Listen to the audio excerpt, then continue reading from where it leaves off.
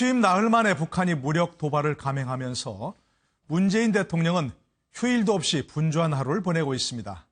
추가 인선 소식도 들리는데요. 청와대 연결해서 자세한 내용 알아보겠습니다. 안보람 기자, 일단 방금 전 발표된 추가 인선 소식 먼저 전해주시죠. 네, 문재인 대통령이 취임 이후 세 번째 인선을 발표했습니다. 정무수석과 사회혁신수석, 사회수석을 임명한 건데요. 일단 국회와의 소통을 뒷받침해야 하는 정무수석에는 전병헌 전 민주당 원내대표를 낙점했습니다. 충남 홍성 출신인 전 정무수석은 김대중 정부에서 정무비서관과 정책기획비서관, 국정상황실장 등을 거쳤고 이번 대선에서 선대위 전략본부장을 맡아 문 대통령의 선거 전략을 총괄했습니다. 17대부터 19대까지 3선 국회의원을 지냈고 민주당에서 최고위원과 원내대표 등을 역임하기도 했는데요. 임종석 비서실장은 전 수석의 임명에 대해 국회를 그만큼 무겁게 생각하고 소통하겠다는 대통령의 메시지가 담겼다고 설명했습니다.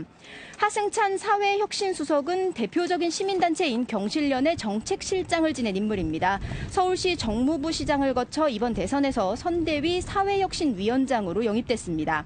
마지막으로 김수현 사회수석은 경북 영덕 출신으로 참여정부 시절 사회정책비서관을 거쳐 환경부 차관과 서울연구원장을 역임한 대표적인 정책동으로 알려졌습니다.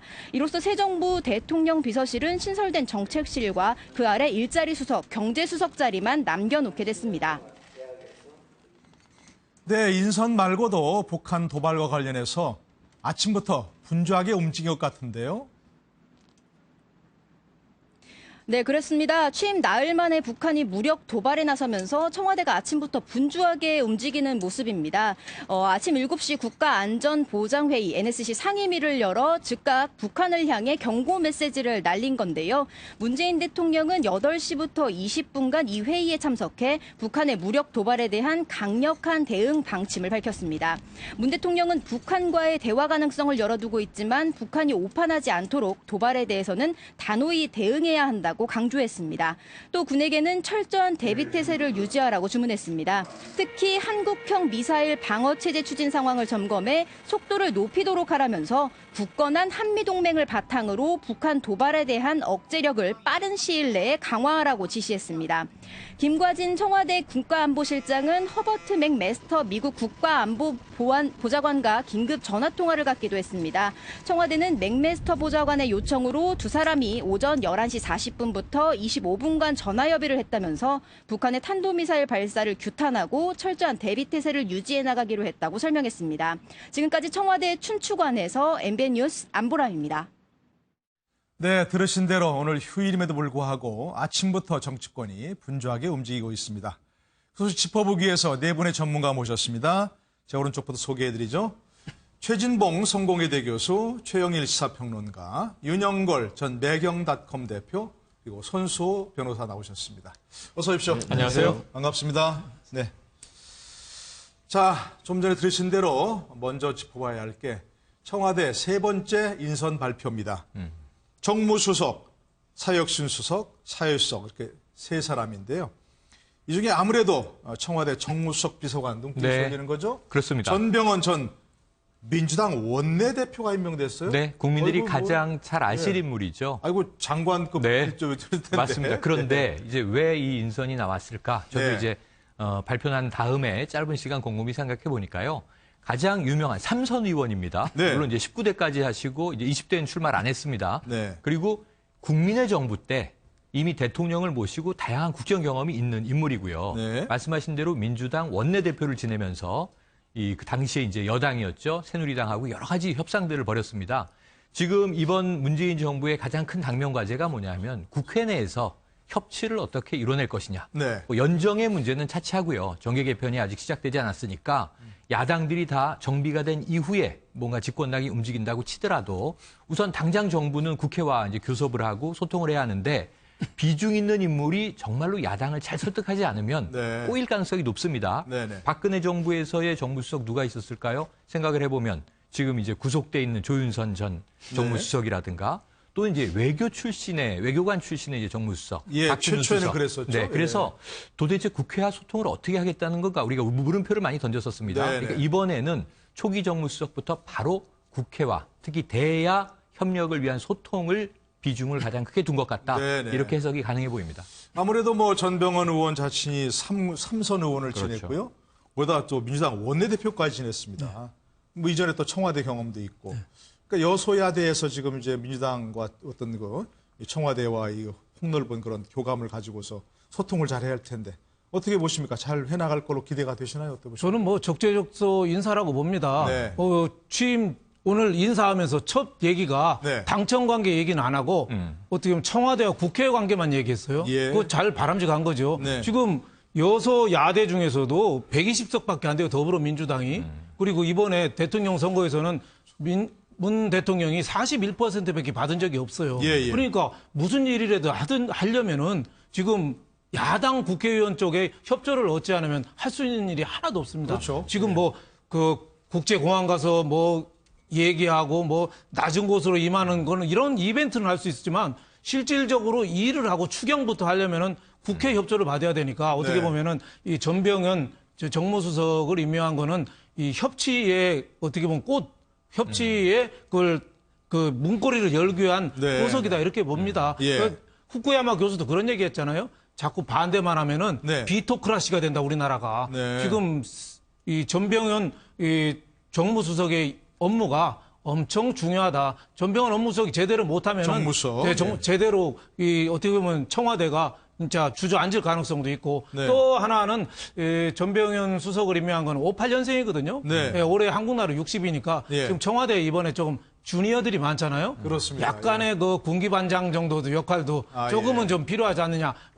국회 경험도 있고 청와대 경험도 있고 옛날에는 안 그랬는데 네. 지금 이러면 안 돼 하고서 방향을 좀 잡아주는 그런 역할도 좀 필요하지 않나 싶었습니다. 네, 하여튼 뭐 청와대 그 수석들의 뭐 좌장 역할도 기대한다 이런 말씀이셨고 국회와의 소통에서 뭐 큰 기대를 모은다 이런 말씀이신데 최진봉 교수는 어떻게 보십니까? 오늘 이제 세 번째 청와대 신용 수석비서관 인사가 있었는데요. 특히 이제 정무석이 좀 관심인데요. 그렇죠. 방금 말씀하신 것처럼 전병헌 수석 같은 경우에는 뭐 무게감으로 보면 거의 장관급으로 가셔도 될 만큼의 그러니까요. 무게감을 갖고 있는데 그만큼 저는 이게 당과 그 청와대의 관계에 중심을 두고 있는 게 아닌가 하는 생각을 듭니다. 네. 문재인 대통령이 당선되기 전부터 이렇게 쭉 얘기했습니다. 이 정부는 문재인 정부가 아니라 민주당 정부다. 네. 그래서 당과의 소통을 긴밀하게 하겠다는 걸 많이 얘기했고요. 당에서 정책을 뭐 제안하거나 아니면 정책을 추진하는 일에 대통령도 적극 협조하겠다는 얘기를 많이 한 걸 보면 청와대가 주도적으로 예전 같으면 주도적으로 청와대가 이끌어가고 당은 그걸 보좌하고 도와주는 역할이 했다고 하면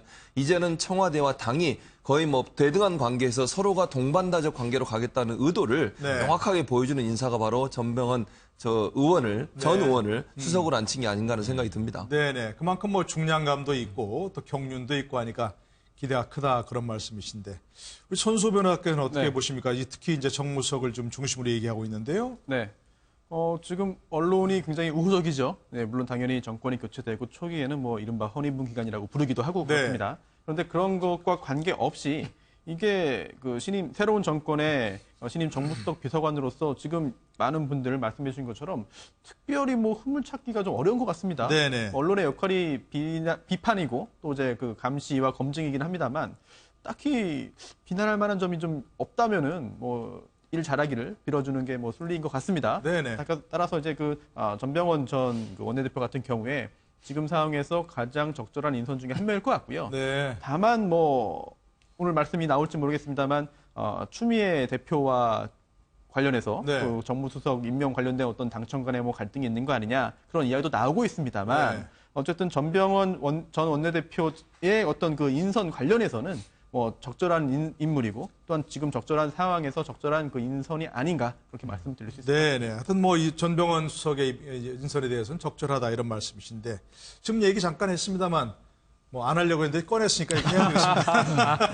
네. 자, 그런 얘기도 있었으면 정치권에 그죠? 네. 네, 추미애 대표가 이제 추천을 한 사람이 네. 뭐 다른 그 청와대 인사들과 의견이 달라서 네네. 정무수석 인선이 좀 늦어졌다 이런 얘기도 있고 어쨌든 그런 인사 관련해서 좀 불협화음도 좀 있다 네. 이런 얘기도 있고 근데 추 대표는 지금 절대 그렇지 않다 네. 이견이 아니다 이렇게 일축했는데 우선은 추미애 대표의 말을 좀 믿어봐야 되지 않나 싶습니다. 네. 그게 엊그제 왜냐하면 임종석 비서실장이 야당들도 방문을 하고 집권당, 민주당인 이제 어찌 보면 본당을 찾았는데 네. 추미애 대표와 못 만났어요. 그러니까요. 그래서 처음에는 먼저 추미애 이상해요, 대표가 그죠? 몸이 안 좋다 뭐 그런 얘기가 흘렀다가 네. 아니고 공식적으로 보니까 스케줄이 어긋났다. 잘못 네. 알고 있었다. 네. 그러니까 이게 임 실장의 문제인지 추미애 대표 비서 측의 문제인지 우리가 네. 확인된 바 없습니다만 해명이 좀 더 이상한 뉘앙스예요. 예. 하지만 이제 추미애 대표가 그 다음에 사퇴 수습을 하면서 어쨌든 이 문재인 정부에 힘을 실어야 되니까 네. 당에서 지금 인사 개입할 의지가 있다고 하는 것은 절대 아니다.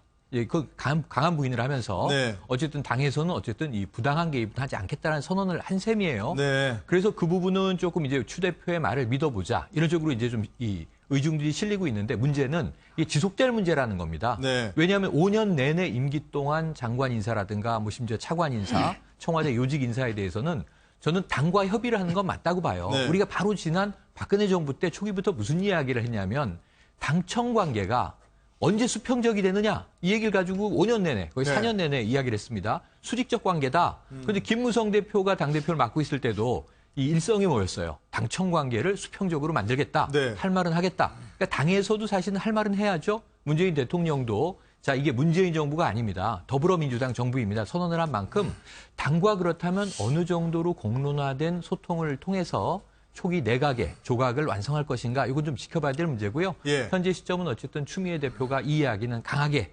어쨌든 다 이 봉쇄를 한 만큼 일단 믿어주고 기다려보는 게 순리겠다 이렇게 생각이 됩니다. 예, 뭐 절대 뭐 갈등이란 것이 지금 뭐 겉으로 표출되거나 무슨 증거가 있는 건 아니니까. 네. 그럼 어쨌든 뭐 그런 점에서 좀 이제는 새로운 당청 관계도 당과 청와대 관계도 새롭게 좀 뭔가 자리매김을 해야 될 것 같고. 뭐 이낙연 총리 후보자, 뭐 임종석 실장, 전병호 수석 다 당 사람들 아니겠습니까? 그렇죠. 네. 뭐 앞으로의 당청 관계, 뭐 꼭 인사 문제만 아니더라도 어떻게 새롭게 좀 정립해 나가야 될까요? 그게 뭐 말하고 행동하고는 좀 달라서 좀 예. 쉬운 일은 아니죠. 그동안에 당청이 청와대가 주인이고 당은 거의 뭐 머슴처럼 역대 예. 정권에서 해왔잖아요. 예, 예. 그걸 갑자기 이론으로는 끌어올리는데 그게 쉬울까? 현실에서는 쉽지 않다 이거죠. 그 당선 투표하는 날, 대선 투표하는 날, 그날 밤에 문재인 대통령 당선이 확실시 되면서 처음 한 게 문재인 대통령이 그 얘기했잖아요.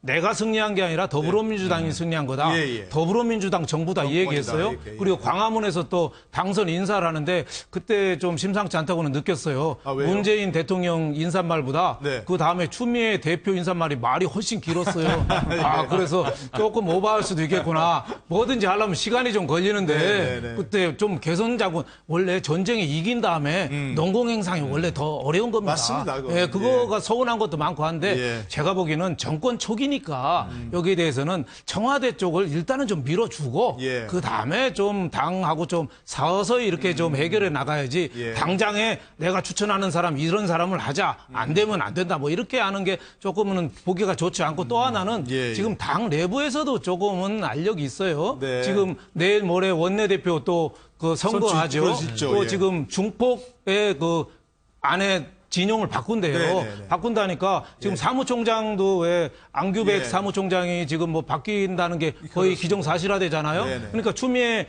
대표가 지금 경질이라는 단어 쓰지 말아달라는 게 네. 안규백 사무총장 입장에서는 내가 대선 승리하는데 이렇게 공을 세웠는데 겨우 추미애 대표 측근인 김민석 전 의원을 앉히려고 내가 유공자인데 나를 이렇게 팽할 수 있느냐. 네. 이건 또 더불어민주당 내부 토사구팽이다. 또 이런 불만이 또 상당히 있으니까 예, 예. 어떻게 보면 추미애 대표가 청와대와의 갈등 또 당 내부에 추스리는 갈등 두 개인데 네. 약간은 좀 호흡을 좀 늦추고 가는 게 좀 순리가 아니냐 이런 생각이 듭니다. 예, 예. 그러니까 뭐 새로운 당도 체질이 개선이 돼야 되고 당청 관계도 새롭게 돼야 된다 이런 말씀이시고요. 자, 뭐 옛날부터 그렇습니다. 고생은 같이 해도 영화는 같이 놀기 어렵다 이런 얘기인데 지금 말씀하신 대로 이 참 고생한 때는 같이 똘똘 뭉치는데 그 다음에 참 논공행상이랄까 이런 것은 쉽지 않아요. 이제. 그러니까요. 그런 예. 문제가 그래서 저는 이렇게 생각해요. 도울 예. 때 물론 뭐 100% 누구든 사람이 욕심이 있겠죠. 더울 네. 때는 뭔가 뭐 후일에 만약 잘 되면 뭔가 얻어내려는 마음을 갖고 하겠지만 조금 이제 그런 부분에 있어서 정말 문재인 대통령이나 문재인 정부가 잘 되길 바라는 마음으로 도왔다고 하면 네. 조금 본인이 그렇게 소외되더라도 그것 때문에 문제를 삼거나 아니면 자리를 요구하거나 이런 일은 좀 없었으면 좋겠어요. 네. 뭐 그게 뭐 사람이 인지상정이니까 자기를 도와준 사람한테 뭔가 베풀려고 하고 주려고 하는 마음이 있겠지만 그게 자리가 정해져 있는데 누구는 주고 누구는 안 주고 이럴 수는 없는 거 아니겠습니까? 네. 그리고 대통령 입장에 저는 그렇게 생각해요. 대통령이 당선되거나 자기를 도왔던 캠프에 있는 사람들만 등용을 해보면 하면 어떻게 되겠습니까? 그것도 국민의 비난의 대상이 되거든요. 네. 정말 적재적소에 상대를 뭐 반대했던 사람이라도 뽑아서 쓰겠다고 한 게 문재인 대통령의 그렇습니다. 발언이었으니까 그게 그냥 우리가 일반적으로 생각하는 도왔으니까 해줘야 된다는 이런 생각은 문재인 대통령도 가지시면 안 될 것 같고 네. 또 도운 사람들도 순수하게 저분이 좋아서 저분의 정책이 좋아서 도운 거니까 자기가 뭐 자리를 안 간다고 해서 서운해하거나 그것 때문에 분란이 일어나는 것은 바람직한 태도는 아니라고 봅니다. 예, 일단 뭐 추미애 대표는 이런 갈등설에 대해서 오보와 낭설이다 이렇게 강력하게 이제 부인을 했고요. 우리 손소 변호사님 네. 아시는 거가 좀 있는 것 같기도 하고. 아닙니다. 전혀 아까 아닙니다. 그런 화두를 꺼내신 게. 그렇진 않고요. 이제 민주당에 속해 있는 여러 정치인들이 네. 앞으로도 뭐 지방선거도 있고 또 총선도 4년마다 다가오지 않습니까? 예, 예. 또 당내에 어떤 그 여러 가지 자리들도 있고요. 그런데 문재인 정권이 성공하지 않고서는 이 민주당에 속해 있는 여러 정치인들이 성공할 수가 없습니다. 그렇습니다. 그걸 누구보다 네. 민주당 소속 예. 정치인들이 잘 알 거거든요. 그렇다면은 결국은 지금은 더군다나 인수위기간도 없이 급히 출발하고 지금 이제 일에 시동을 걸고 있는 문재인 정권이 안착하고 일을 잘해야만 본인들에게 이익이다라고 하는 것은 사실 저희 같은 그런 외부인보다 내부도 예. 더 잘할 것 같습니다. 그렇게 되기를 좀 바라보겠습니다. 네, 뭐 그건 당협뿐만 아니라 국가도 마찬가지죠. 그렇죠. 새로운 정부가 새로운 대통령이 성공을 해야 우리 대한민국이 성공하는 것이니까요. 자, 그런데 벌써 그야말로 시험대에 올랐습니다. 북한이 오늘 새벽에 탄도미사일 시험 발사를 감행한 것인데요. 문재인 대통령이 긴급 NSC 소집을 주재하고 북한 도발에 단호한 대응을 주문했습니다. 관련 영상 한번 보시고 돌아오시죠. 이번 도발이 대한민국 신정부가 출범한 지 불과 며칠도 지나지 않은 시점에 이루어졌다는 점에서 북한의 무모한 도발에 대한 깊은 유감을 표하며 동시에 엄중히 경고한다고 말씀하셨습니다. 여건이 조성되면 평양에도 가겠습니다. 한반도의 평화 정착을 위해서라면 제가 할 수 있는 모든 일을 다하겠습니다. 한미동맹은 더욱 강화하겠습니다. 한편으로 사드 문제 해결을 위해 미국 및 중국과 진지하게 협상하겠습니다. 네, 물론 이제 여건이 조성되면이라는 네. 단서를 달았지만 저렇게 평양에도 갈 수 있다 이런 얘기를 하셨는데 북한이 왜 이러는 거예요, 진짜? 뭐 네. 좀 도와줘야 되는 거 아닙니까? 우리 정부니까 아무리 선의로 네네. 대하더라도 결국 북한 정권이 그 선의를 받지 않는다 이런 걸 좀 그렇죠. 시사하는 거 아니겠습니까? 아니, 그러니까 이 북한의 입장에서는요. 네. 이 뭐 대한민국이 보수 정권이 뭐 집권을 하던 진보 정권이 집권을 하던 아무 상관이 없는 거예요, 지금. 일단 적대시 하는 겁니다. 네. 예를 들면 이제 진보 정권이 등장했으니까 이제 좀 햇볕 정책을 쓰겠지. 그럼 우리가 조금 여기서 유화적으로 나가는 게 좋겠다. 네. 이거 전혀 아닌 것 같고요. 김정은 정권은 우선 자신들의 힘을 계속 보여주려고 하는 네. 건데 물론 이것도 앞으로 좀 녹여내서 궁극적으로 아마 문재인 정부는 대화로 나가려는 기조를 잡긴 할 텐데 네. 아까 이야기한 대로 대통령의 말씀처럼 여건이 조성돼야 한다. 초기부터 뭐 투트랙 이렇게 헷갈리게 하지 않을 것 같아요. 네. 오늘도 NSC 끝나고 명확하게 나온 게 대화의 문은 열려 있지만 네. 북한이 현재 오판하도록 만들지 않겠다고 했어요. 예. 그 말은 뭐냐면 그냥 아무 때나 대화할 수 있는 게 아니라 북한이 선결적으로 스스로 보여줘야 하는 게 있다는 말입니다. 우선은 최소한 핵 동결, 그 다음에 비핵화, 예. 뭐 최소한 육자회담으로 들어온 다음에 거기서 남북 간의 접촉과 협상이 단계적으로 풀려나가겠지만 오늘 아침 분위기로는 뭐 남북 대화 이런 분위기는 네. 보수냐 진보냐 상관없이 정부는 단호한 것 같고요. 지금 NSC가 그 어느 때보다 빠르게 진행이 됐어요. 보통 이제 우리가 언론 보도를 보고 나서 NSC 있었구나. 또 최근엔 대통령이 비어 있었기 때문에 자리가 대통령 주재회의는 우리가 못 본 지가 여러 달이 됐는데 오늘 아침 5시 27분에 도발이 있었습니다. 예. 그러고 나서 이제 임종석 비서실장이 상황 파악을 한 다음에 대통령에게 직보를 하고 대통령의 그 다음 이야기가 좀 굉장히 의미 있다고 보는데 네. 자, 비서실장 보고는 알겠으니 국가안보실장이 직접 보고하시오. 그래서 6시 한 9분경에 예. 김관진 안보실장이 직접 대통령에 보고를 합니다.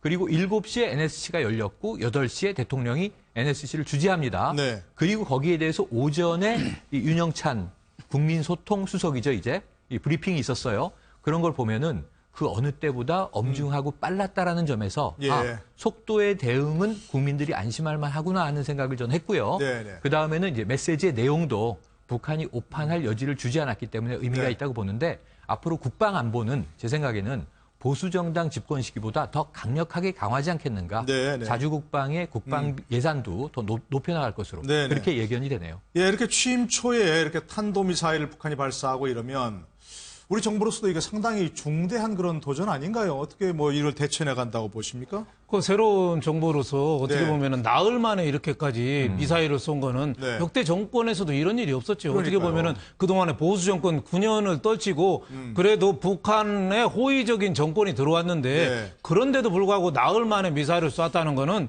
너희들 남한하고는 이제는 관계없이 네. 우리 길을 가겠다. 어떻게 보면 북한의 몸값 높이기 작전일 수도 있고 네. 자기네 스케줄대로 착착 가는 걸 수도 있는데 이런 의미에서 문재인 대통령의 참 고민이 깊어지는 거죠. 그러니까요. 그동안에 뭐 여건만 되면은 과거에는 대통령 되기 전에는 평양부터 가겠다고는 얘기했는데 나중에 뭐 말은 바꿔서 미국부터 가겠다고 했습니다만 뭐 이제 전제가 있었던 그렇죠. 거겠죠. 예. 사드 문제라든지 네. 개성공단 문제라든지 햇볕 정책 문제라든지 모든 거를 이게 전면 다 재검토해야 되지 않느냐. 그런 면에서 참 쉽지 않은 그 선택이 될 수 있겠다. 네. 그리고 미국과는 뭐 여건이 되면 하겠다. 북한이 또 남한에서는 대해서는 그 최선희 그 국장이 그랬잖아요. 그랬죠. 미국 가서는 여건이 되면 회담하겠다고 하고 남한에 대해서는 지켜보겠다고 했거든요. 네, 네. 이 여건이 되면 하겠다는 거랑 지켜보겠다는 거랑 또 다르거든요. 네, 또 그렇죠. 트럼프는 또 남북 대화 반대는 안 하지만 특정한 상황이 되면 그 감안해라 뭐 이런 얘기 특정한 상황을 또 얘기했거든요. 네네. 그래서 우리가 혼자서는 살 수 없는 이런 나라인데 그 미국하고 중국하고 평양하고 관계를 어떻게 설득해 가면서 우리 길을 가야 되느냐. 어떻게 네. 보면은 문재인 대통령의 취임 초에 가장 큰 시련은 외교 통일 문제가 아닌가 싶습니다. 물론입니다. 예, 가장 중요한 그런 문제지만 또 풀기 어려운 그런 문제고. 앞으로 이제 또 안보실장도 인선을 해야 되고 또 외교부 장관, 통일부 장관.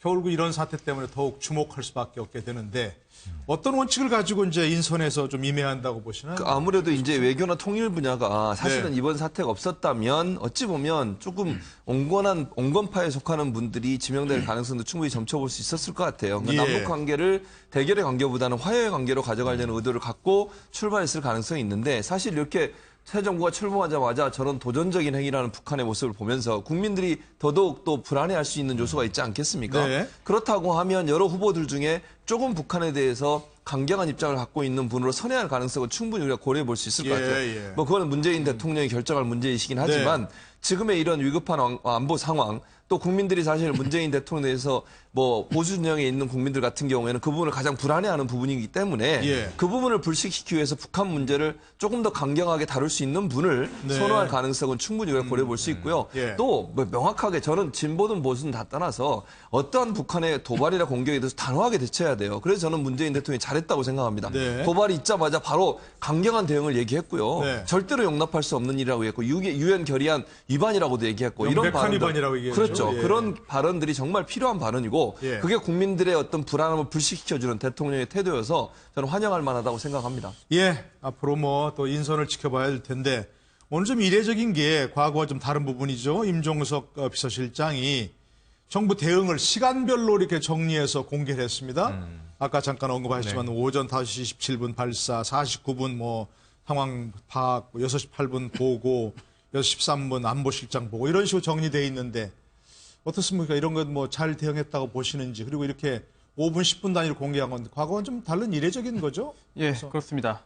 적절한 측면이 훨씬 더 크다라는 말씀을 드리고 싶은데요. 네. 일단 국민들이 이제 북한에 거듭되는 도발 때문에 여러 가지 불안감을 느끼고 있는 것도 사실입니다. 그런데 이 국민들이 느끼는 안보 불안이라는 게 크게 보면 두 가지로부터 유래될 수 있을 것 같습니다. 첫 네. 번째는 실제로 북한이 어떤 행위를 하고 미사일을 쏘고 하면은 뭐 거친 발언을 하면은 그것 때문에 얻는 불안감이 있겠고요. 또 두 번째는 북한이 그러한 도발을 했을 때 과연 우리나라 이제 청와대에서 대통령이 또는 안보 관련된 여러 공무원들이 제대로 대응하고 있는지, 네. 도대체 어떻게 대응했는지, 상황 파악을 하고 있는지 여부에 대해서 잘 모를 경우에 또 불안감이 생길 수가 있습니다. 그런데 북한이 지금 저런 도발을 했는데요. 감행했는데 그걸 여러 가지 수단을 통해서 도발하지 못하도록 하는 것은 문재인 정권의 장기적인 그런 과제가 되겠고요.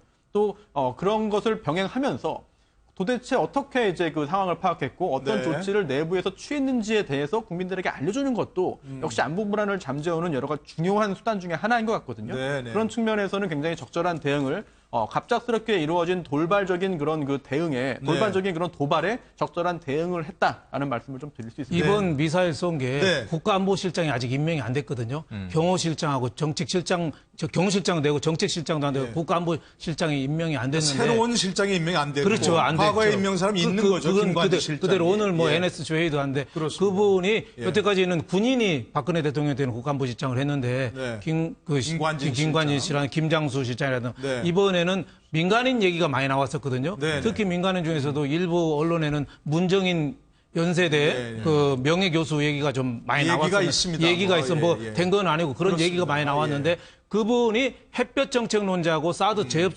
재협상론자거든요. 네. 옛날 동북아 균형자론을 노무현 대통령 때 주장했던 사람이고 예. 그래서 그 아니고요. 네. 내부에서 그런 얘기가 있다. 뭐 그런 정도로 알아주시면 좋을 것 같고요.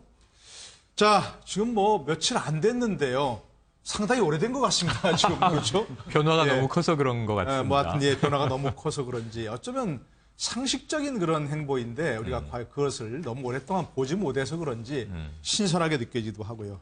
자, 우리 패널님께서는 출범 닷새째가 된 문재인 정부 어떤 것에서 좀 그래도 눈에 띄고 가장 큰 점수를 주고 싶으신지 한번 좀 물어볼까요? 예를 들어서 뭐 소통, 뭐 인사, 또 뭐 스타일, 또 뭐 소탈한 면, 다른 사람들과 어떤 뭐 직원들하고도 식사를 직접 같이 하는 여러 가지 있을 텐데 하나씩만 좀 꼽아주신다면 어떻게 이번에 우리 마지막 하시는 우리 손석희 변호사님 먼저 네. 기회를 드릴까요? 네, 알겠습니다. 준비 되셨죠? 네네. 제가 오늘 그 출연하신 그 전문가 분들보다 나이가 네. 좀 어리기 때문에 네. 젊은 층의 한번 여론을 좀 말씀을 드리면은요. 아, 그래요? 네. 30대부터 네. 뭐 40대 정도. 일단 대통령이 그 하늘 위에 있다가 네. 내려와서 땅으로 예, 내려오셔서. 우리와 눈높이를 맞춰주는 것 같다는 아하. 그런 이야기를 많이 하고 있습니다. 네, 젊은 네, 층에서는. 물론 정치인이 특히나 이제 국가 원수이자 행정부 수반인 대통령이 뭐 국민들과 항상 눈높이를 똑같이 맞춰야만 그게 정답이다. 라고 뭐 누구도 단정할 수는 없습니다. 네. 다 보는 각도가 다 다르겠죠. 또 이제 위에서 아주 위험 있게 근엄하게 통치하는 그런 분들을 좋아하시는 국민도 많이 계십니다. 그렇지만 그동안 그런 대통령의 부작용들을 직접 눈으로 보아왔지 않습니까? 네네. 이러한 상황에서 평소에 그런 문재인 대통령이 대통령 당선되기 전에 어떤 여러 가지 그런 모습들과 마찬가지로 네. 국민들과 특히나 젊은이들의 아픔을 함께 나누는 듯한 그런 모습이 보인다. 그런 점에서 일단 긍정적인 평가를 하는 젊은이들이 많이 있고요. 예. 단지 지금 시점에서 뭐 며칠 되지 않았습니다. 지금 시점에서의 이미지도 좋은 것도 굉장히 중요합니다만 네. 이거를 바탕으로 해서 실질적으로 젊은 층들이 만족할 수 있고 또 젊은 층이 국가에 대한 자긍심을 느낄 수 있는 그런 그 새로운 세상이 열리는 그렇게 해줄 수 있는 그런 정권이 예. 되기를 바라는 마음이 많습니다. 예. 뭐 이대로 또 소통과 공감을 함께하는 것이 이제 끝까지 갔으면 좋겠다 이런 좀 더 바람도 있는 거겠죠.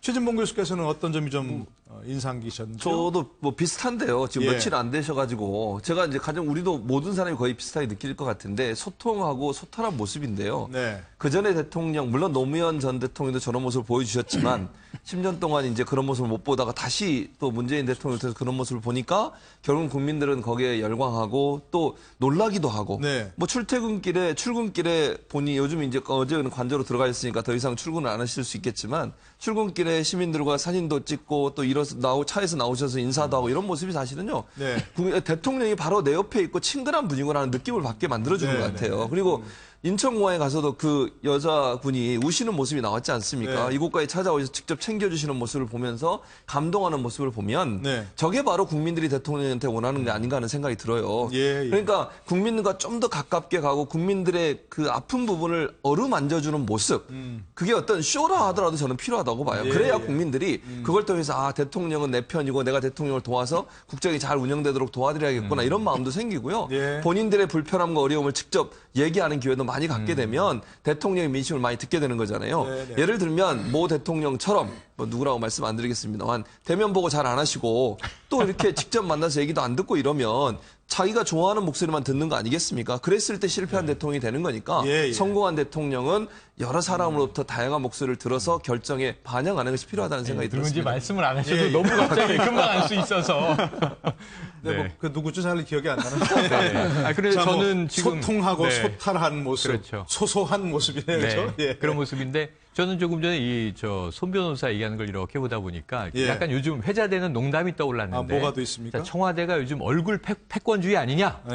외모 보고 인선하는 거 아니냐? 뭐 이런 얘기를 해서 이렇게 보다가 우리 손 변호사도 입각할 만한데 이런 생각을 네, 잠깐 네. 했어요. 지금 뭐 로비하시는 예. 건가요? 방송을 통해서? 아닙니다. 농담이라고 전제하고. 근데 이게 뭔가 좀 유쾌하고 즐거운 분위기를 연출하고 있다는 게. 네네. 그러니까 저는 보수 진보보다 더 큰 문제가 사회적인 이 국민들의 분위기를 억압적이라고 느끼게 되면 뭔가 무거워져요. 예. 행동도 굼띄어지고 눈치를 자꾸 보게 되는데 자유의 공기가 만연하게 되면 이게 탈권위주의라고 저는 생각을 해요. 그래서 권위주의의 정도가 어느 정도에 따라서 사회 분위기가 바뀌는데 네. 이전 정권하고 비교를 해보면 바로 이 폐쇄에서 개방으로 바뀐 것이다. 그러니까 잠그고 가두고 말 못하게 하고 억압하고 이러던 것들이 예. 뭐 마음대로 얘기하시고 저도 마음대로 스킨십하고 만나겠습니다. 뭐 라면도 같이 먹고 커피도 같이 먹고 예. 언제든지. 그러니까 그게 하늘에서 땅으로 대통령이 내려왔다? 이거는 대통령에 대한 민주사회에서의 언급은 아니잖아요. 네. 그런데 그렇게 느꼈던 시절이 얼마 전까지 있었다고 한다면 그게 잘못됐던 거고 이제 너무나 당연한 민주적인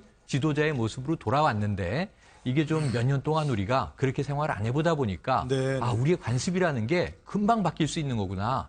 습관이 지금 완전히 새롭게 바뀌어야 되고요. 예. 닷새 돼서 이게 우리가 생경해 하고 있는데 빨리 적응이 되기를 기대해 봅니다. 네네. 저는 예. 저는 말씀하시죠. 감동은 잠깐이지만 네. 지속 가능한 거는 오래 간다. 예, 예. 그래서 인천 공항 간 거를 저는 네. 뭐 감동적으로는 봤습니다. 네, 네. 근데 제가 경제 기자를 오래 해서 그런지 네. 저 이면을 좀 봤어요. 가서 직원 중에 1만 명을 그 정규직으로 예. 바꾸자는 비정규직을. 거, 네, 예. 비정규직을 정규직으로 바꾸. 담당자들은 눈물을 흘릴 정도로 감동했지만 네. 그 이면을 또 저는 보지 않을 수 없어요. 네, 네. 거기 2, 3년마다 비정규직들이 바뀌거든요. 예. 그러면 그분들을 정규직으로 하면 그 뒤에 지금 비정규직을 할 준비할 사람들은 그만큼 또 자리를 잃게 되는 또 네, 측면도 네, 있습니다. 네, 네. 그리고 지금 비정규직에서 정규직으로 되는 사람들은 그 사람들은 이명박 정부 때 강남에 보금자리 아파트 당첨된 거랑 똑같아요. 네, 네. 그 사람들은 큰 혜택을 입었지만 그 뒤에 할 사람들은 어떻게 보면 그만큼 또 불공평한 것도 있거든요. 예. 그 문제를 해결하려면은 결국은 경제가 구조적으로 바뀌어야 되는데 그건 모든 네. 이 경제 당사자들이 다 양보를 해야 된다.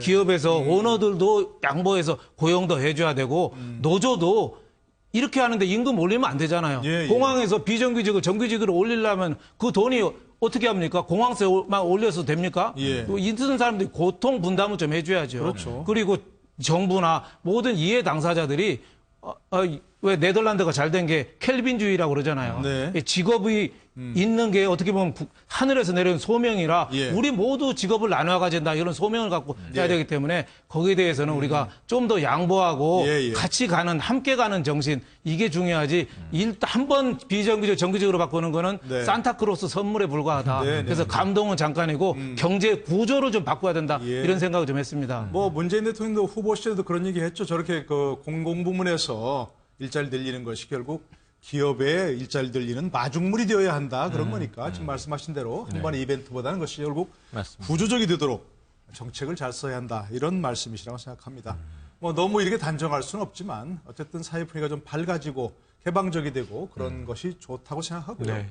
정치권뿐만 아니라 우리 모두의 문화가 바뀌어야 한다. 이런 생각이 듭니다.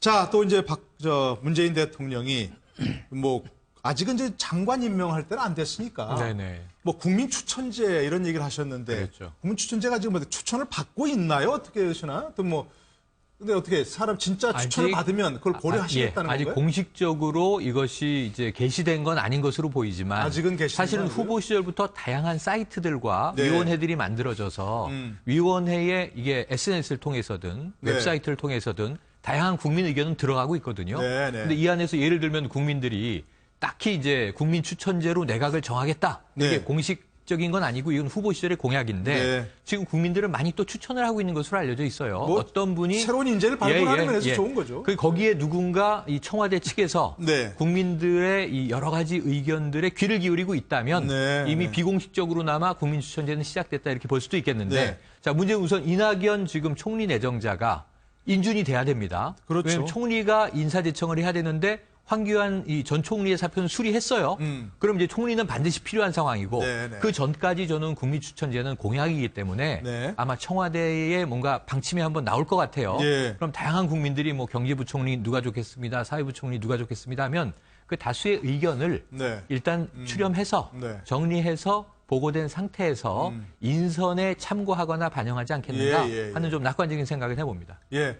뭐 국민 추천제 우리 최진봉 교수께서는 어떻게 보시나요? 어떤 뭐 기대감도 있을 수 있고 뭐 우려도 있을 수 있고 그런 거겠죠? 그렇죠. 이제 기대감이라고 하면 예. 그래도 국민들이 정말 보고 괜찮은 사람, 일 잘할 사람을 추천한다고 하는 것이 그 자체로서 의미가 있다고 보고요. 다만 이제 우려라고 하는 것은 그게 네. 이제 너무 파퓰리즘으로 갈까봐 우려가 되는 거죠. 예를 들면 네. 인기가 높은 사람, 이미지가 좋은 사람이 검증을 국민들이 뭐 100% 그분의 능력을 다 검증할 수는 없는 거 아니겠습니까? 네, 네. 그런 우려가 있는 건데 그럼에도 불구하고 지금 최영일 평론가 말씀하셨던 것처럼 상징적으로 문재인 대통령이 하겠다고 하신 거예요. 그러니까 저는 한 자리든 두 자리든 상징적으로 할 것 같아요. 네. 다만 국민들이 지금 그 계획을 보면 10만 명 이상의 국민이 추천한 사람을 네. 장관 인선에 고려하고 참고하겠다고 하셨어요. 참고하는 거죠, 그러니까 뭐. 100% 그걸 받아들이지 않아도 사실은 그게 뭐 잘못된 건 아니잖아요. 그렇죠. 그러나 이제 그럼에도 불구하고 저는 상징적으로라도 뭐 10만 명 이상의 추천을 받은 분들 중에 한 명이나 두 명 정도는 문재인 대통령이 고려할 가능성은 있다고 봐요. 네, 왜냐하면 네, 이게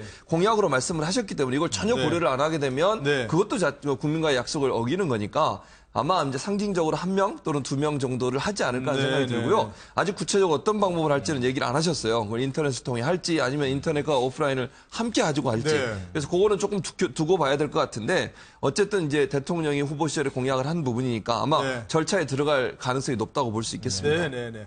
물론 뭐 현실화되지 않더라도 어떤 뭐 국무위원 추천 이런 내각 구성에서 국민들의 의견을 반영한다는 것만 해도 사실은 뭐 그것만 해도 의미가 큰 있는 거죠. 예, 예. 과거 정부에 뭐 예. 어떤 정부라고는 굳이 얘기 안 하겠습니다만 발표만 되면은 제가 머리가 아팠어서 네. 하도 좀 이해가 안 가는 인사들이 많았잖아요. 그렇습니까? 왜 그러니까, 그럴까? 예, 왜 왜 저런 그럴까? 사람일까? 나중에 알아보면은 뭐 지금 보면은 그 최순실 최순실 뭐 이런 분들이 역할을 많이 한 것 같다는 지금은 그 약간의 의심은 좀 들어요. 근데 그렇게 얘기하면 다 나와버리네요. 그렇죠. 하여튼 이 국민 추천제 한다는 거는 그렇게 많은 투명하게 한다는 예, 그런 예. 취지에서 그렇겠죠. 우리가 좋게 받아들이는 거지. 여기에 꼭 제가 보기에는 문재인 대통령이 구애받을 건 없다.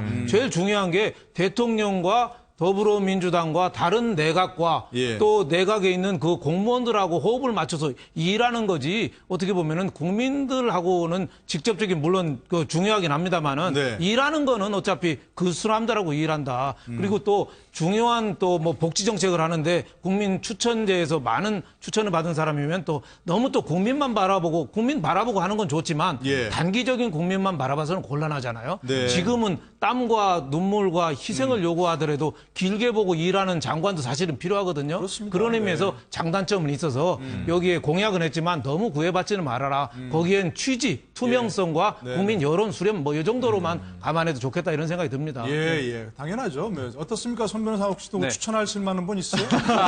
저도 뭐 셀프 추천. 10만 명 중에 한 명이 될 수 있을 것 같은데요. 저도 네. 추천을 하는. 네. 네. 지금 윤영걸 대표님 말씀하신 것에 저도 전적으로 동감합니다. 그리고 네. 투명성 그리고 또 이제 여론을 반영한다는 그런 느낌을 준다는 건 굉장히 중요하고요. 네. 더군다나 이제 민주주의 그리고 또 선거제도의 단점 중에 하나가 이제 유권자들은 선거 일에 한 표 행사하면 굉장히 중요한 일입니다만 네. 그 다음 날부터는 바로 할 게 없어진다는 그런 비난도 있지 않습니까? 네, 네. 그렇다면은 국민들의 특히나 이제 젊은 층들의 어떤 정치에 대한 관심 그리고 또 국정 운영에 대한 관심을 계속 유지시켜주는 기능은 있어 보입니다. 네. 그것만 하더라도 굉장히 중요한 순기능일 것 같고요. 예. 물론 부작용이 예상된다면 그런 부작용을 줄이기 위한 방법으로 제도를 개선해 나가고 가다듬어 나가면 될 것 같고 네. 그렇다면 지금 시점에서는 이런 순기능이 굉장히 크다는 점을 잊지 않았으면 좋겠습니다. 예. 그리고 특히나 예. 네, 특히나 이제 국민들의 정치에 대한 관심이 결국은 국정 운영의 동력을 상실하지 않게 만드는 거거든요. 네. 5년 단임제의 단점이 이제 레임덕이 조기에 올 수 있다는 점인데 그렇다면 국민들이 계속 관심을 갖게 하고 국민들이 계속 정권에 대해서 어떤 지지를 하게끔 만드는 뭐 좋은 수단 중에 하나로도 활용될 수 있기 때문에 네네. 제도가 잘 가다듬어져서 시행되면은 뭐 좋은 기능도 할 수 있을 것 같습니다. 예. 그게 이제 본격적으로 시행이 되면 뭐 그런 과정을 통해서 국민들의 여론도 반영할 수 있는 것이고요. 국민들의 의사를 결집시킬 수 있고 또 관심도 좀 불러일으킬 수 있고 그런 거니까 많이들 좀 추천해 주시길 부탁드립니다. 광화문 대통령기는 어제 저희가 좀 해봤으니까 좀 넘어가도록 하고요. 자, 퍼스트 레이디도 상당히 요즘 저 관심사가 많습니다. 그렇죠? 근데 별명이 뭐 유쾌한 정숙 씨라 그러는데요. 네. 어떤 모습이 유쾌한 정숙 씨를 얘기하는지 한번 좀 보시고 돌아오시죠. 청와대 가시면 이제 못 볼 거예요. 왜 못 봐? 한 번씩 보러 온다니까. 나 이제 TV에만 한번 더 들어가서.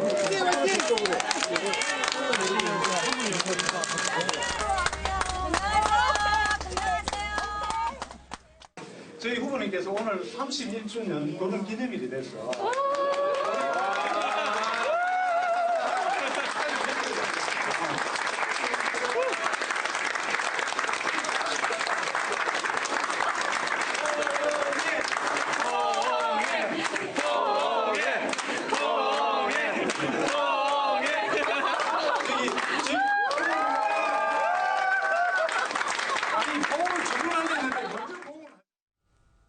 상당히 뭐 유쾌한 정국 씨라는 별명이 좀 어울리는 것 같아요. 그죠? 네. 왜 이렇게 표현해도 되는지 모르겠는데 좀 발랄하기도 하시고. 자, 그럼 이제 또 어떻습니까? 자, 앞으로 저 제2부속실, 지금 이제 영부인을 담당하는 그런 부속실이죠.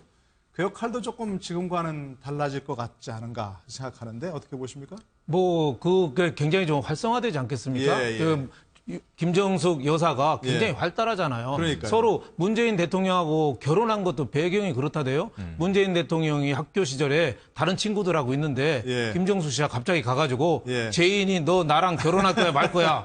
지금 대답해 그랬다잖아요. 예, 글쎄 또 뭐 그런 말도 문재인 있더라고요. 대통령은 또 알았어. 그 부산 또 투박한 말대로 예. 알았어. 예스도 아니고 알았어 그랬다잖아요. 네, 그러니까 새 정부 들어와서 제2부속실 여사 이 영부인을 관리하는 그 제2부속실 업무가 굉장히 활성화되리라고 보고 네네. 그거는 제가 보기에는 뭐 오바마 인기가 있는 게 미셸 여사의 인기도 그렇죠. 상당히 맞아요. 덕분에 있거든요. 예, 그렇습니다. 그래서 우리 영부인께서 그런 역할, 소외받은 사람들을 돕는 역할이라든지 네. 우리 좀 대통령이 미처 못 챙기지, 보는 예, 부분 예, 예. 이런 거를 할 수 그렇죠. 있고 그리고 직원이라는 게 아무리 가까운 사람도 어렵거든요. 그렇죠.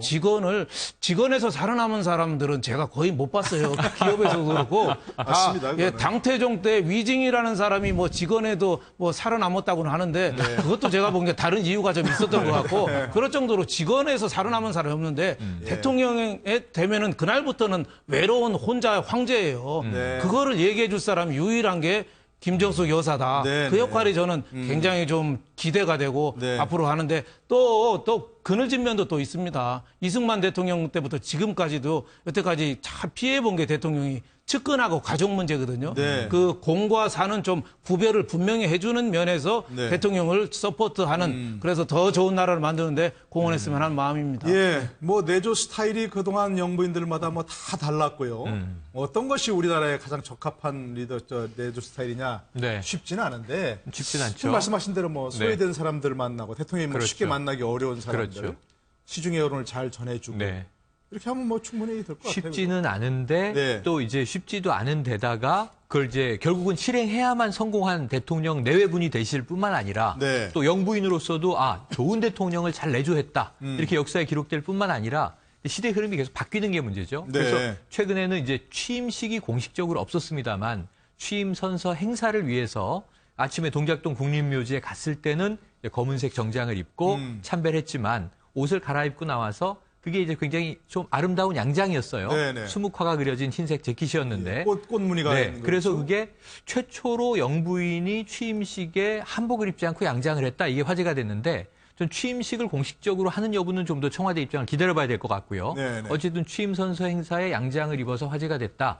이게 시대가 바뀌고 있다는 느낌이 들어요. 이게 네. 김정숙 여사라기보다는 급박하게 선거 개표를 밤새 보고 당선을 아침에 확인하고 몇 시간 후에 취임식을 한 거 아닙니까? 네네. 그래서 그것은 뭐 불가피성이 있기 때문에 그리고 한복보다 이 정장, 양장이 굉장히 좀 단아해 보였어요. 그래서 저는 좋게 봤는데 문제는 김정숙 여사는 앞으로 어제 화제가 됐던 그 민원인 할머니에게 라면을 대접한 네네. 이 마인드로 5년 가시면은 성공한 영부인이 될 텐데 말씀하신 대로 역대 영부인마다 네. 공과 과가 또 다 있습니다. 그렇죠. 그러다 보니까 이게 영부인 학이라고 하는 것도 나와야 돼요. 대통령 예, 학은 예. 지금 정립돼 있지만 네. 영부인도 대통령의 지지율이나 네. 혹은 정책에 미치는 영향이 어마어마합니다. 그렇죠. 그래서 맞습니다. 영부인의 이제 제2부속실은 전 다시 활성화될 거라고 보고요. 네. 주로 소외된 이웃을 도와준다는 면에서 오늘 사회혁신수석하고 사회수석이 임명됐는데 네. 주로 사회적인 역할, 이 소셜이라고 하잖아요, 우리가. 소셜, 이 세이프티 네트워크, 사회 안전망을 조금 적극적으로 뭔가 활동을 강화하는 역할을 공공정부가 공식적으로 못하는 대목들을 영부인 찾아서 활동할 가능성이 크고요. 예, 예. 김정숙 여사는 에너지가 굉장히 많은 분이고 예. 또 같은 경희대 동문으로 음악을 전공하셨잖아요. 성악을 전공하셔서 성악 전공하시더라고요. 굉장히 표정이 활달하고 밝습니다. 네. 그래서 과거처럼 조용히 그림자형 내조보다는 적절한 자신의 영역을 이제 찾아서 영부인 역할을 할 텐데 네. 그래도 제가 아주 긍정적으로 보는 건 어제 뭐 방송에 자막으로도 나와서 화제가 됐는데 국민이 바라는 영역을 넘어서면 나대는 것이다. 예. 이게 이제 김정숙 여사 직접 영부인의 역할에 대해서 한 말입니다. 네, 네. 그러니까 적절한 수위를 유지하면서 굉장히 좋은 내조를 할 것으로 기대해 봅니다. 네, 지금 뭐 나왔습니다만 저희가 뭐 너무 일방적으로 칭찬만 한 것 같기도 한데 민원인들이 와서 여러 가지 얘기할 때 그걸 잘 들어주기만 해도 그냥 그 사람은 그렇죠. 뭐 일이서 뭐 풀리지는 않았지만 그냥 해결됐다는 거 아니에요, 이렇게. 그런 풀리는 역할을 하는 게 거죠. 역시 그겠죠. 그렇습니다. 어제 화제가 됐던 그 라면 민원인 같은 네네네. 경우에도 사실 어떤 내막인지 참을 찾아봤더니 법적으로는 사실은 해결 방법이 없는 상황이에요. 네. 이미 오랜 시간이 지났고 또한 국가에서 정상적인 법 집행을 한 상황이었습니다. 민원이란 게 보통 그래요. 네, 그죠? 그렇습니다. 해결 방법이 없는 그런 네. 것들을. 그런데도 이제 굉장히 법과 별개로 굉장히 억울한 상황이었고요. 또 그런 억울함을 호소할 방법이 없었기 때문에 사실 수년 전부터 사실 저렇게 대통령 만나보겠다고 대통령 만나서 억울함 호소하겠다고 했던 분이거든요. 네. 그런데 그동안 만나지 못하다가 이번에 물론 대통령은 아닙니다만 이제 영부인을 만나가지고 이야기를 했고 실제로 집 안으로 들어가지도 않았다고 합니다. 아, 예. 그래서 차마 들어갈 수 없어서 못 들어가겠다고 했더니 뭐 이제 컵라면을 이제 받아서 나왔는데 그러면서 기자들이 이제 궁금하니까 질문을 했는데요. 네네. 그랬더니 이야기를 잘 들어줬고 좀 이렇게 라면까지 먹었으니까 됐다. 이제는 오지 않을 것이다라고 네, 한 걸 네, 볼 네. 때 근데 민원인 본인도 법적으로 사실은 문제는 없고 억울하지만 사실 해결책이 없다는 걸 알고 있었을 것입니다. 그렇다면 중요한 거는 어떤 딱 부러지는 그런 금전적인 보상이나 그런 것들이 아니라 본인의 억울함, 사정을 좀 들어주는 그 절차를 원했을 수 있거든요. 예, 예. 그러한 그런 마당이라든지 그런 절차가 그동안 좀 부족하지 않았는가. 그렇다면은 이번 정권에서는 좀 이 한 번의 사건으로 끝날 것이 아니라 예. 그런 국민들의 어떤 여러 가지 어려운 사정을 들어주는 정권이 된다고 한다면 네. 그것만으로도 정권의 어떤 여러 가지 그 성공을 점칠 수 있지 않을까 생각됩니다. 네네. 뭐 참 우리나라 여러 영부인이 있었고 여러 타입이 있었는데 네. 아직은 어떤 영부인이 우리나라에서 정말 이런 게 좀 필요하다. 이렇게 참 어렵지만 어쨌든 좀 새로운 영부인 상을 좀 정립을 해야 되겠죠? 예, 그렇죠. 그러니까 문재인 대통령도 예전에 대통령과 많이 차이가 나지만 네. 이 김정숙 여사도 보면 너무 예전에 그 영부인의 모습과는 차이가 많아요. 네. 그러니까 일반 얼굴이 일단 항상 웃으시잖아요. 네. 사람한테 좋은 길을 줄 수 있을 만큼 그런 인상이에요. 그러니까 저런 분들을 만나면 기분이 나쁘다가도 좋아져요. 예. 웃고 또 아까 경청을 얘기하시는데 경청이 그만큼 중요한 거거든요. 사람의 오난을 풀어주는 게 물론 직접 문제를 해결해 주는 것도 좋지만 마음속에 쌓여있는 그 울분을 들어주고 위로해주고 공감해주는 것으로도 사실은 많이 해결이 돼요. 네. 그래서 제가 이제 커뮤니케이션 강의하러 다니면서 이게 남편분들 만나면 나이 드신 여기 계신 분들도 마찬가지지만 네. 그 윤영걸 대표님 포함해서 제가 말씀드리고 싶은 것은 아내의 말에 귀를 기울여 주는 거예요. 저 듣고 공감해주고 만데요. 네. 그러면 아내가 불만이 없습니다. 네. 그러니까 뭘 좋은 걸 사주는 것보다도 경청해 주는 건 그만큼 중요한 건데 네. 저 사건만 봐도 사실은 저분이 억울한 거를 누군가 들어주니까 그것도 대통령 부인이라는 분이 들어주니까 얼마나 속이 시원하겠어요. 예, 문제는 예. 해결 안 됐지만 내 억울함, 내 이 가슴 속에 있는 울분을 예. 풀 수 있는 기회를 줬다는 점 점. 저런 경청의 자세가 이 김정우 여사께서 공감하고 경청하고 감정이입을 하는 부분이 좀 계속 가졌으면 좋겠어요. 예. 그리고 한 가지 뭐잘 듣는 게 우선이다. 그럼요. 한 가지 더 예를 들어드리면 네. 그 김정우 여사가 그런 얘기를 했어요. 인터뷰에서 본인이 집을 좀 큰 집으로 옮기려고 재형저축을 들려고 했다. 예전에 뭐 재형저축이라고 있었지 않습니까? 그랬더니 남편한테 얘기를 했더니 그때 당시 문재인 변호사죠. 문재인 변호사가 당신은 국가를 대상으로 사기를 치는 거야. 왜요? 그걸 잘 모르겠어요. 그렇게 얘기를 하셨대요. 그래가지고 본인은 포기하고 재형저축 드는 걸 거부했다고 얘기하셨는데 그래요? 저는 그 얘기를 왜 하냐면 김정주 여사, 김정숙 여사가 문재인 대통령의 스타일을 잘 알 거라고 생각해요. 지금까지 오랫동안 살면서 본인이 어떤 행동을 했을 때 어떤 반응이 나올지. 그래서 저는 물론 우려도 있지만 이분이 유쾌하게 하는 것이 결코 무슨 대통령의 그렇죠. 거죠. 예. 아니면 또 뭔가 개입하려고 하는 그런 부분들은 저는 안 할 걸로 생각이 듭니다. 예. 왜냐하면 대통령 자체가 그거를 제가 볼 때는 엄격하게 다루실 분으로 생각이 들기 때문에 예. 그런 우려들은 좀 안 하셔도 될 것 같다는 생각이 듭니다. 예. 윤 대표께서는 잘 들으시죠? 예, 잘 들으려고 노력을 하는데 잘 안 들리죠. 앞으로 좀 더 잘 들으시라는 예, 그런 예. 말씀이었습니다. 그러니까 예, 그런 커뮤니케이션의 처음이 듣는 거라는 거죠. 그러니까 협치를 강조하는데 협치가 두 가지죠. 소통하고 인사인데 소통이라는 거는 자기 말하고서 끝냈다고 소통은 아니죠. 그렇죠. 예. 사실 말한 거 시간에 2배 이상을 들어줘야 되고 그렇다고죠. 또 예. 감성적 리더십이라고 해서 상대방의 감성을 건드리면 안 되죠. 제가 언제 옛날에 뉴욕시장 했던 분이 라구아디아라는 사람이 있었는데 네. 그분이 재판할 때 그 빵 훔쳐서 온 노인한테 벌금 10불을 판사로서 때리면서 네. 그 판사 10불은 내가 내겠다. 나는 벌금 10불은. 10불은 내가 내겠다. 네. 왜냐? 이 사람이 빵을 훔칠 때까지 나는 잘 먹고 잘 살았다. 내가 책임이 있다 해서 했대요. 네. 거기서 불우유토끼로 해서 그 할아버지한테 줬으면 그게 되겠습니까? 네. 그러면서 방청객들도 좀 내라 해가지고 걷어서 줬다 그래요. 예, 똑같이 예. 빵을 훔쳐도 레미제라블의 장발장은 13년 감옥을 살고 네. 그 뉴욕에서 재판받은 노인은 그걸 벌금으로 석방이 돼서 앞으로 잘 살았다 이런 얘기가 있어요. 네. 그러니까 남대문 불질른 할아버지도 어떻게 보면 그 얘기할 데가 없어서 결국 옛날에 불질렀잖아요. 예, 그러니까 이 소통 들어주는 거 정치인과 의사의 일 중에 절반은 들어주는 거랍니다. 듣는 게 참 중요하다는 생각이 듭니다. 들어서 돈 번다는 거 아닙니까? 네, 들어서. 말해서. 예. 우리는 말해야 법무리가 더 힘듭니다. 네, 알겠습니다. 어쨌든 정말 뭐 지금까지 보여준 소통 행보 끝까지 잘 해주시길 바란다. 그런 말씀이시죠. 우선 국민들의 목소리를 잘 들어야 되겠다 이런 얘기고요. 자, 뭐 이제 저희가 좀 쭉 청와대 현 정부 얘기해봤는데 야당 역할도 못지않게 중요합니다. 그렇죠? 네, 일단 제1야당이 지금 자유한국당. 자유한국당입니다. 네. 그런데 홍준표 전 후보죠. 네. 전 후보가 외국으로 갔습니다. 그런데 가면서 또 역시 뭔가 또 화제가 될 만한 말을 남겨 들어갔죠. 한번 좀 보시죠. 원래 회장은 말이 없는 거예요. 그 좌파들 잔치하는데 한 달간 자리 비켜주는 게 그게 안 맞나? 자유한국당이 정신 차려야지. 그 잘못한 거는 용서하면 안 돼. 흐물흐물해가지고는 불태운다잖아. 괴멸시킨다잖아. 오래 있지는 않을 거고 잠시 생각을 좀 정리하고 돌아오겠습니다. 난 당권 가지고 싸울 생각 처도 없습니다. 그 친박은 좀 빠져줬으면 합니다. 자, 그런데 저기 나온 것처럼 당권 가지고 싸울 생각은 없다. 그런데 또 꼬리를 붙였습니다. 네. 친박은 좀 빠졌으면 좋겠다. 맞습니다. 그럼 뭐 본인이 하겠다는 생각인가? 뭐 어떤 생각을 얘기한 거죠? 그러니까 당권에는 마음이 없다라고 이야기는 슬쩍 흘렸어요. 예. 그리고 이제 좌파들이 지금 잔치하는 시기니까 한 달 정도 자리를 비켜줘야 되지 않겠나. 예. 그래서 미국으로 갔는데 이 미국으로 간 건 또 타당한 이유가 있습니다. 선거 기간 동안 차남의 결혼식을 아버지로 예, 못 챙겼어요. 그래서 그 차남 신혼부부 내외 며느리랑 다 봐야 좋지 않겠습니까? 그러면서 이제 본인은 쉬고 오겠다는 건데 한 달 내지 2달 이렇게 이제 말미를 뒀어요. 네. 그럼 돌아오는 시점에 무슨 일이 벌어지냐면 지금 이 자유한국당은 전당대회를 해야 됩니다. 그렇죠. 당권을 새로 선출해야 돼요. 네. 지금 여러 가지 상황에 대해서 이게 수습할 게 많아요.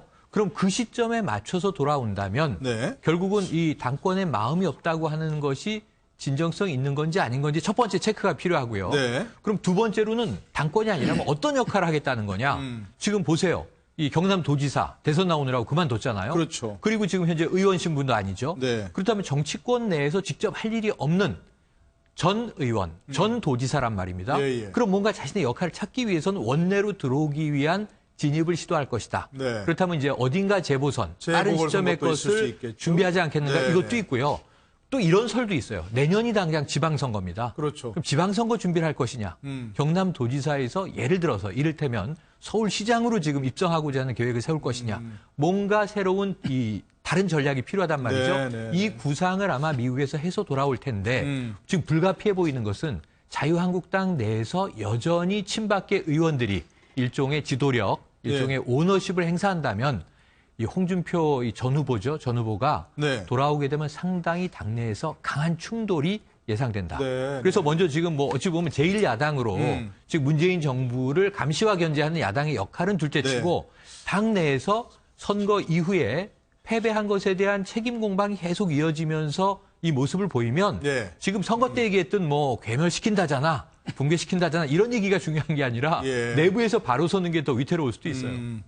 자, 홍 전 후보, 홍 전 지사. 정치인으로서 이제 어쨌든 뭐 24%를 받았다고 하는 것은 그래도 뭐 우리가 흔히 얘기하는 보수 계멸론에 있어서 그런 나름대로 결집을 시켰습니다. 보수들. 그렇죠? 그렇죠. 자, 그런데 앞으로의 역할에서 그런 것도 어떤 기대를 할 수 있을까요? 홍 전 지사, 홍 전 후보의 앞날, 정치적 앞날에 대해서 어떤 좀 전망을 하시나요? 저는 24%를 얻는데 홍 전 후보가 굉장히 어떻게 보면 노력을 많이 했죠. 공을 많이 세웠습니다. 네네. 원래 뭐 10%도 안 되는 맨 땅부터 시작해가지고 그렇죠. 24%로서 보수의 탄핵 세력에도 촛불에도 불구하고 보수의 가능성을 보였다는 것은 네. 홍 전 후보가 큰 공을 세웠습니다만. 네네네. 근데 어느 정도 했으면 떠날 때는 떠나야 됩니다. 좀 어떻게 떠났지 않습니까? 근데 확실히 안 떠나고 있잖아요. 미국에 봐요. 네. 힐러리 여사나 저 엘고 같은 경우 그렇게 피 터지게 싸우다가도 네. 딱 승복하고 네. 덕담해주고 빠지잖아요. 네. 그래서 공연할 때도 가수도 성악가들도 네. 앵콜 할 때 나오잖아요. 네? 앵콜 할 때 기립박수 칠 때 나와야 되는데 너무 안 빠지고 있는 거다. 그래서 네. 저는 제 조카가 대학 떨어지고 그 다음날 바로 기숙학원 등록하더라고요. 네. 대통령 후보가 바로 기숙학원 등록하는 거랑 저는 비슷하게 봐요. 그래요? 그래서 이분들의 능력이나 이런 건 있는데 네. 조금 휴지기를 좀 가져라. 휴식을 가지고 하다못해 저 덴마크나 네. 저 스웨덴 네. 이런 데 가면 왜 국회의원들이 자전거 타고 다니고 혼자 비서도 공동으로 여러 명이 쓰면서 그렇죠. 예. 그 업무만 하는 거 이런 선진된 국가 정치 시스템도 좀 보고 여러 가지 좀 배워서 네. 국민이 부를 때까지 조금 좀 기다려라. 너무 왜 물러설 줄은 모르고 승복할 줄도 모르고 왜 참을 줄은 모르고 기다리는 강태공처럼 좀 낚싯대 들이오고 예. 기다리면 국민들이 알아서 앵콜 박수, 기립박수 칠 때 네. 그때 좀 나와라. 지금 저주의 말을 너무 버텨요. 좌파들이 잔치 벌릴 때 뭐 피해줘야 된다는 거 예, 하는데 예, 예. 그런 태도는 저가 보기에는 좋지는 않다. 이런 예. 생각이 듭니다. 그러니까 승복하려면 깨끗하게 축하의 말을 하면서 승복해야 된다. 그런 성부하고 말씀이신 거죠? 당분간은 좀 예. 안 보여라. 이런 생각이 듭니다. 뭐 이거 나가신 김에 뭐랄까 공부도 좀 하시면 좋을 것 같긴 한데 그런데 또 하면서 뭐 바른정당을 비난했다 그럽니다. 패션 좌파 역겹다. 금수저 뭐 또 물고 태어나서 돈과 세습으로 지역구 물려받고 이거 어떤 보수 세력을 얘기하는 거죠. 그렇죠. 거기다 예. 대놓고 제가 볼 때는 뭐 유승민 의원을 아주 공격적으로 예, 그 대하는 것 칭찬한 같아요. 거다. 그거 예, 같아요. 저는 이게 뭐 금수저 물고 태어나 돈 세서 지역구 물려받고 이런 네, 얘기들은 네, 결국 그런 거 아닌가 하는 생각이 드는데 네. 저는 윤 대표님 말에 전적으로 동의합니다. 아니 네. 이런 막말을 계속 쏟아내는 것이 과연 지금 상황에서 적절한가 하는 부분이에요. 네. 본인의 이미지라든지 본인이 물론 정치를 재개하고 다시 당권에까지 도전하려고 하면 이런 태도가 과연 맞는가 하는 부분은 본인이 심각하게 고민해 보셔야 돼요. 예. 지금 그러니까 자유한국당이 저렇게 지지가 뭐 자유한국당 내에 있는 사람들 그렇게 얘기하잖아요. 어디다 깃발을 꽂아도 그 정도는 받는다 우리가. 그러니까 예. 홍준표 후보의 그런 뭐 개인기가 아니다라고 주장하고 있는 상황이거든요. 네네. 그렇다고 하면 지금이 대선 기간도 아니고 저렇게 자극적인 반응을 하는 것이 본인한테 도움이 된다고 생각하는 자체가 크나큰 착각이고요. 예. 자유한국당이 정말 신보수제로 가려면 새로운 면모를 보여준다는 생각이 듭니다. 예. 그러니까 뭐 지금 이른바 이제 유승민 후보를 중심으로 한 바른정당이 새로운 보수주의 표방하고 있는 걸 이렇게 조금 뭔가 속된 말로 비난한 것 같은데 자 그런데 귀국하면 신보수주의 이념으로 당을 새롭게 할 것이다 이렇게 얘기했습니다. 본인이 깃발을 들겠다는 얘기 아닌가요? 뭐 어떻게 보입니까? 그래 보입니다. 그리고 또 당권 가지고 싸울 생각 없다라고 하면서도 또 네. 친박은 빠져달라 했는데요. 친박이 빠질 가능성이 없어 보이기 때문에 결국은 당권 분쟁이 생길 것 같습니다. 그리고 또 신보수주의 이념이라고 했는데 과연 홍준표 전 지사가 보여준 것이 대선 기간 동안에 보여준 것이 과연 신보수주의라는 그런 명칭에 부합하는 것인가? 라고 하는 점에 대해서는 당 안팎에서 여러 가지 그리 호의적이지 않은 평가가 다수일 것 같은 예상을 할 수밖에 없거든요. 그렇다면은 또 홍준표 전 지사가 이렇게 또 좀 거친 언사를 또 이어가는 것 중에 하나가 이제 바른정당이 사실은 독자적으로 이제 나왔다가 결국은 스스로 무너질 것이다라고 호언장담을 해왔습니다. 그런데 그게 결국은 자신의 예언대로 되지 않았기 때문에 결국은 이제와도 다시 그 보수를 본인의 그런 아래로 다 이제 본인의 힘에 의해서 통합하겠다라고 하는 언급을 한 것 같은데 과연 잘 될지는 그동안의 보수의 품격을 잘 지키지 못했다는 그런 여러 가지 언사 때문에 본인에게 좀 부메랑으로 돌아가지 않을까 하는 생각이 듭니다. 근데 어쨌든 보수 세력이 너무 괴멸드는 것도 사실은 말이 안 되고. 그러면 안 되죠. 건강한 보수도 필요하잖아요. 당연한 보수가 말씀입니다. 나갈 길 어떻게 나가야 된다고. 하지만 이제 박근혜 전 대통령의 정권이 허물어지고 이 상황 조기 대선을 치른 것에 대한 구 집권 여당의 책임은 있는 거죠. 그게 충분히 청산되었는가 하는 것은 이 보수 스스로의 내면에서 성찰이 시작돼야 되는 거예요. 이게 좀 아쉬움이 있는데 저는 여기서 궁금한 대목이 바른정당에 있다가 거의 대선 투표 거의 며칠 전에 다시 돌아온 13명의 의원들 이 개파까지 포함해서 자유한국당은 한동안 내부가 매우 시끄러울 것으로 예견됩니다. 자, 건강한 진보와 건강한 보수가 함께 좋은 정치 만들어가길 바라고요. 함께해 주신 여러분 고맙습니다.